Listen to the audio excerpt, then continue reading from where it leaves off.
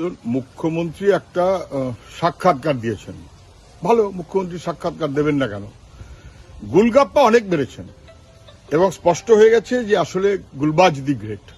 যত অসত্য, যত মিথ্যা, কোনো বাধা নেই। কি বললেন সব কথাই বলতে পারবো না।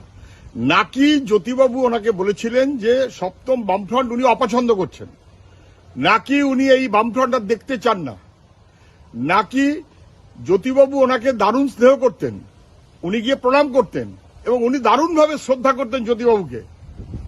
ওরকম মানুষ হয় না, এখনকার নেতাদের সঙ্গে তা মেলে নাই। সব বললেন। জ্যোতিবাবুকে ঘাটের মরা কে বলেছিলেন? বুড়ো ভাব কে বলেছিলেন? আচ্ছা, এতই যদি জ্যোতিবাবুর প্রতি আপনার শ্রদ্ধা ইত্যাদি যে আপনি বললেন ভুলে ভরা, তা যদি হয়েই থাকে, তাহলে সল্টলেক স্টেডিয়ামে জ্যোতিবাবুর নামের নাম ফলকটা উড়িয়ে দিলেন কেন? যুব ভারতী ক্রীড়াঙ্গন।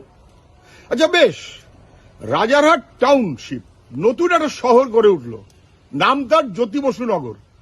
ক্ষমতায় এসেই 1.5 পয়সার কাজ করেননি, জ্যোতি বসু নগরের নামটা বদলে দিলেন কেন? না বোঝার কোনো কারণ আছে নাকি? এর উত্তর দিন। এতই যদি শ্রদ্ধা এবং স্নেহ এবং ভালোবাসা এবং ইত্যাদি, বামফ্রন্টের উপরে খুব বিরক্ত জ্যোতি বোস, তাহলে উনি এসে কেন জ্যোতি বসুর নামকরণটা বদলে দিয়েছিলেন? উত্তর দেবেন? বরং পারলে মনে রাখবেন, জ্যোতিবাবু বিরোধী দলের নেতা, মুখ্যমন্ত্রীর নাম বিধান রায়, সরকারে এসে জ্যোতিবাবু সরকারের সিদ্ধান্ত করলেন সল্ট লেকের নামটা বিধাননগর নাম করলেন। এই হচ্ছে ফারাক।